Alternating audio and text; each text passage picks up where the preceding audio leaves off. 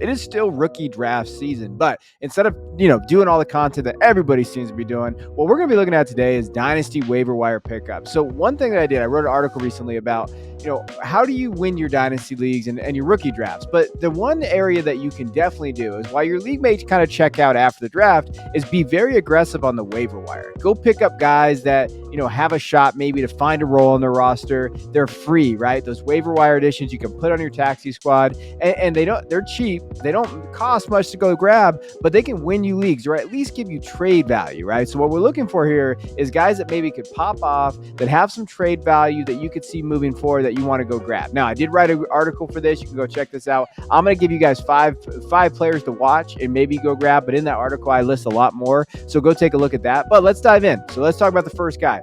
My first guy is going to be Xavier Valade. And like you can see out there on the board, what we're going to be doing is going to be talking about, okay, where was he at? So Valade was an undrafted free agent, right? He's an undrafted free agent pickup.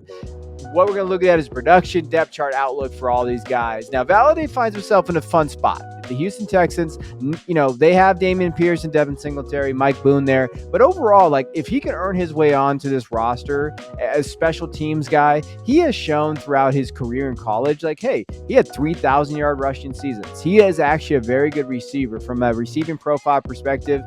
He's been productive there. 3 200-yard reception seasons. He's shown receptions last year, 37 at Arizona State. I like what he's done as a player, right? Change of direction, speed, burst. He's a very solid running back. And even though he was undrafted, Valade to me is the type of guy that can kind of hang around a roster, right? So if you're looking at who do they have on that team? I mean, Pierce was a little banged up last year. Singletary's fine, but Valade might be able to get in that running back 3 range. And when you're looking for waiver wire pickups, especially if you're a contender, you're looking for guys that maybe could find a role. I think there's some uncertainty with that Texans backfield. I know Pierce had a good year, and I understand Singletary's there, but injury away, right? Are these guys injury away? Valade has shown that 4.46 40. So when you're looking at that, his relative athletic score is a 9.46. So he has shown to have that ability. And I think they passed on the position throughout the draft.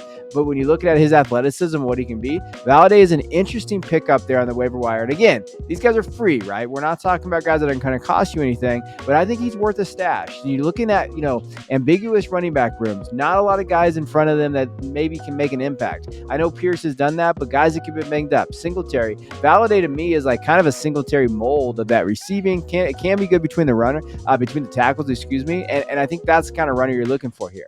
Now, my next guy is a guy that I've kind of been infatuated with in terms of maybe can make the roster, and that's Colton Dow from the Tennessee Titans. Now, Colton Dow is, 7th round pick here, pick 228. But the thing that intrigues me about his profile, 9.78 relative athletic score, right? 40-yard dash, 4.42. So we see that speed. He can challenge defenses vertically. 50-50 balls, he has shown that. Now, he played at UT Martin. He's an older prospect. So again, when we're looking at the analytics, it's not going to be nice to this kid. But I think based on his roster that he's on, so when we're looking at it, Treylon Burks is there. And after that, it's a bunch of question marks. Dow is the type of athlete that I think the coaching staff's going to really like. And I think he gives them something, that explosive receiver, right, that maybe can make that roster. And then when you're talking about that, he might be one of the most explosive players on this team. And I think that if he can make the roster, you're excited about this kid. Now, overall, what's his ceiling based on the wide receivers and this offense? And again, with the quarterback play, I think the ceiling is limited, but we don't need to worry about that. I think if he makes the team, he can be explosive in this. And without, with the depth chart, Treylon Burks being there, he can earn a lot of targets. So be on the lookout for Colton Dow. Just add him, get him on that roster, get in that taxi squad. Colton's the type of kid that we're talking about. We're looking in this series.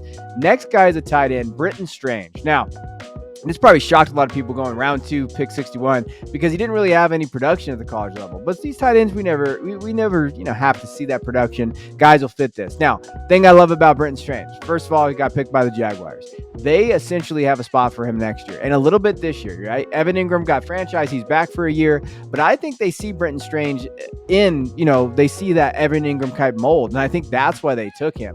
I think, hey, he's shown he can excel in yak situations. Pretty good size at 253 pounds, but I don't think that they're going to make him block. I do think they look at him as a receiver in that Evan Ingram kind of mold of a prospect. I love that he can be a mismatch in the red zone. I do think he has that. I think that he tight ends, or he projects as a tight end that can be a red zone threat and kind of be that mismatch guy. At times, he did in games that when Penn State got him involved, he definitely, was a weapon and when utilizing that in the red zone. And I think he creates mismatches for safeties, linebackers, all the way through. Those are the type of guys that you like here in Doug Peterson's system. And that's the other thing. He's in a Doug Peterson offense that utilizes tight ends. So with him going undrafted, but getting round two capital while other guys are getting drafted ahead of him. Like, so Darnell Washington is getting drafted ahead of Brenton Strange, and Darnell Washington to me profiles more of a run blocker, right? Run blocking in a system behind Freiermuth. Brenton Strange is a pass catcher in a system behind Ingram, where Ingram might not be there next year in terms of money-wise and not bringing him back. And I think with Trevor Lawrence, you pair him there. I love Brenton Strange as that kind of that tight end stash. There's always those tight end stash that you like that you can kind of grab, right? And I think Brenton Strange kind of fits that profile. Zach Kuntz is another guy going to the Jets. I like him as well. I'm not going to put him on the show for as like a graphic, but that's another guy to watch too. But I do like Brenton Strange just because we've seen tight ends produce in that Jacksonville Jaguar offense. And I think Evan Ingram at times, you're looking at him, he's a low-end tight end one. Next year, you could have the tight end one on the Jaguars on your roster, and he's just sitting there on the taxi squad. That's how you kind of accumulate value in this area.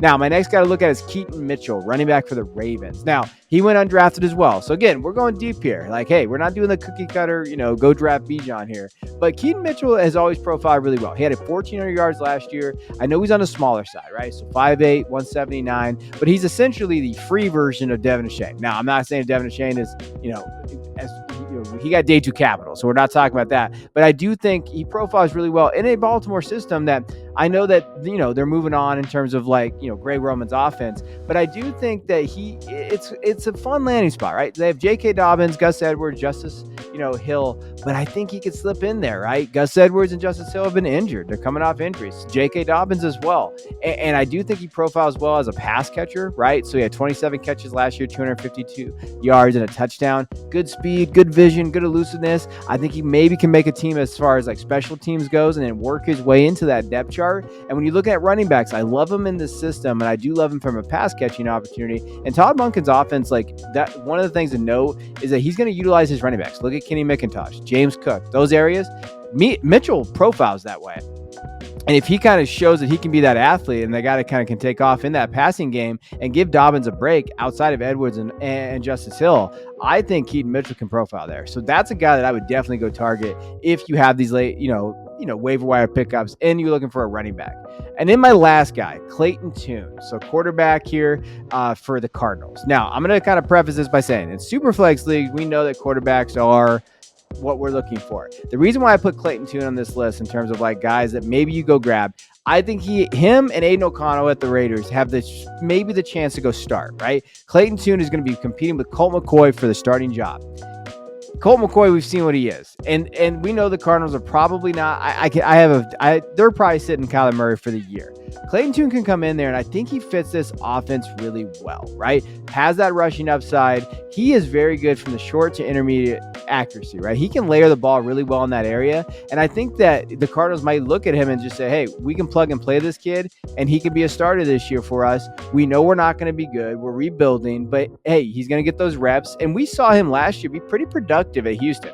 4,000 yards, 40 touchdowns. So, and we've seen consistently these older prospects, these redshirt seniors, these 24, 25-year-old kids come out and produce because they've had that experience, and he can fit right into a Cardinals offense that's not actually that bad when you look at the weapons, right? If DeAndre's still there, which, he might not be there, they might move on. Marquise Brown is still there. We have Rondale Moore, Michael Wilson. People love Michael Wilson and say we should draft him, but then, who's throwing the ball, right? Then we have, James Conner is there if he stays healthy, Zach Ertz, Trey McBride. Clayton could turn into, if he wins that job over him, he could turn into a legitimate superflex beast where you could move, right? You don't necessarily need to start Clayton Tune. The idea is like if you're, you're not contending, you have him though. Injuries always happen around the NFL at the quarterback position. You have a starter in the NFL, you might be able to move him for a second or a third, right? As the season progresses. So Clayton Tune is a total value play. He's definitely not going to be there after this next year because Caleb Williams or Kyler or whoever's coming back. But he's definitely a value area there. A lot of those quarterbacks are. Stetson Bennett, Jay Kaner, Aiden O'Connell, those guys are kind of one injury away. But Clayton definitely can go compete for this starting job, and I think he might be able to win it in the preseason. So that's a guy that I would add just based on a pure value perspective. So I hope this helps you a little bit. Go grab some guys late, waiver wire ads, and I think being aggressive there, right? Just drop your roster cloggers, get rid of those guys that you don't want on your roster anymore, and get some of these young guys in your taxi or as your deep benches, and just hope that they accrue in value. And they will accrue a value over the summer as we get into summer camps, as we get into these things, as we get into the fall camps. You'll see this, and you have to react very quickly on your dynasty, moves out there as these guys accrue value. No one to trade them, no one to get rid of them off the train. But there are definitely some guys in this area, in this undrafted area, that I think can help your dynasty league. So appreciate you guys tuning in. Hit that like and subscribe button before you leave out of here. We appreciate you guys here at Football Guys. I'll see you guys next time.